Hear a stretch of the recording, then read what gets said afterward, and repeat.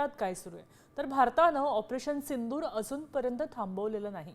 पाकिस्तानच्या सीमेला लागून असलेल्या राज्यांमध्ये आज मॉक ड्रिल घेण्यात येणार आहे। भारतात होणाऱ्या या मॉक ड्रिल पूर्वी पाकिस्तानमध्ये भीतीचं वातावरण आहे। गेल्या वेळी मॉक ड्रिल पूर्वी हल्ला झाला होता। आता सुद्धा भारत मॉक ड्रिलच्या वेळी असाच काहीतरी हल्ला करेल का, असंच कुठलं मोठं पाऊल उचलेल का, अशी भीती आता पाकिस्तानवाल्यांना वाटते। तसंच पंतप्रधान मोदींच्या नवीन विधानामुळे पाकिस्तानात घबराट पसरली आहे। ऑपरेशन सिंदूर दरम्यान विनवणी करणाऱ्या शत्रूनं कोणत्याही भ्रमात राहू नये।